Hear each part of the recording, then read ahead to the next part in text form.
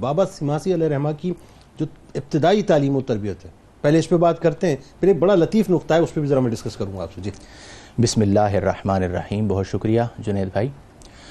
بابا محمد سماسی رحمہ اللہ یہ سلسلہ نقش بند کے ان شیوخ میں شمار ہوتے ہیں کہ جو اپنے شیخ حضرت علی رامیتنی رحمہ اللہ کے مرید بھی تھے اور ان کی مراد بھی تھے. اللہ نے آپ کا انتخاب فرمایا اور آپ کو وہ نظر عطا فرمائی کہ ابتدائے زندگی میں ہی آپ صاحب حال اور استغراق والے بزرگ ہو گئے. اور یہ جو نعمت ہے حال ہونے کی کہ آپ پر حال کی کیفیت طاری رہے اور آپ استغراق میں رہیں، یہ صرف منتخب لوگوں کو عطا کی جاتی ہے. گویا کہ ہم یوں کہہ سکتے ہیں کہ وہ سلسلہ نقش بند جس کا آغاز بہاء الملہ والدین شیخ بہاء الدین نقش بند رحمہ اللہ کی شخصیت سے ہوا، ان کی شخصیت کو آپ نے اپنی نظر سے منتخب فرمایا اور انہیں اپنا فرزند ارجمند یعنی روحانی بیٹا قرار دیا.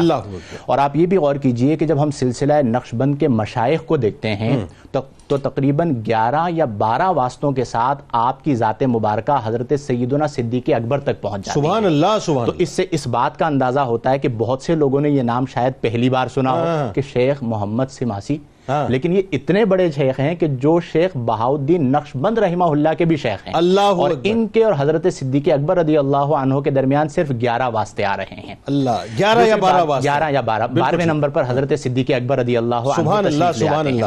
اور ان کے بعد حضرت سلمان فارسی رضی اللہ عنہ، اس کے بعد اور دیگر. جہاں تک آپ نے یہ بات فرمائی کہ آپ کی تعلیم و تربیت، یہ ایک بڑی اہم بات ہوتی ہے.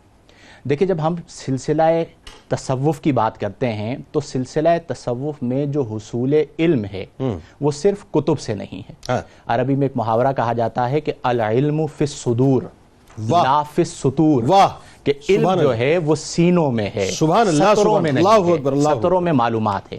اسی لیے قرآن کریم فرقان حمید لکھا ہوا نہیں اتارا گیا، قرآن کریم پڑھا ہوا اتارا گیا.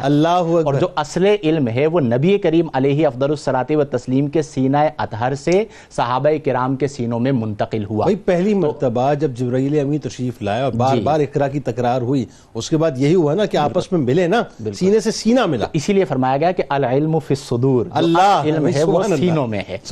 اب جہاں تک آپ کی تعلیم و تربیت کی بات ہے، جیسا کہ آپ نے ذکر فرمایا کہ رامیتن اور سماس یہ دونوں قریبی علاقے تھے. ٹھیک ہے.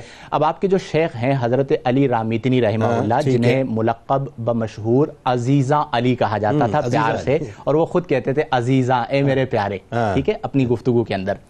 تو آپ رحمہ اللہ ان کی خدمت میں حاضر ہوئے. سبحان اللہ. انہوں نے اپنی نگاہ نظر سے دیکھا کہ اللہ نے انہیں بڑا کمال عطا کیا ہے، اپنی صحبت کے لیے لازم پکڑ لیا. ٹھیک ہے. پھر آپ ایک عرصہ دراز تک ان کی صحبت میں رہے اور ان کی صحبت میں رہتے ہوئے آپ نے علوم ظاہری بھی حاصل فرمائے اور علوم باطنی بھی حاصل فرمائے. اور وہ قرب اتنا زیادہ ہو گیا کہ آپ اندازہ کیجئے کہ جیسا کہ میں نے کہا کہ آپ مرید شیخ بھی تھے لیکن مراد شیخ بھی. سبحان اللہ. تو مراد شیخ کیسے ہوئے کہ آپ کا شمار حضرت عزیزاں علی کے اجل خلفاء میں ہوا اور آپ کو یہ شرف حاصل ہوا کہ وقت وصال انہوں نے آپ کو خلافت بھی عطا فرمائی اور پھر یہ وصیت و نصیحت فرمائی کہ میرے جتنے مریدین ہیں وہ تمام حضرت بابا محمد سماسی رحمہ اللہ کے ہاتھ پر بیعت کر لیں. یعنی جو ان کا فیض تھا وہ اللہ نے آپ کی ذات میں جاری کیا.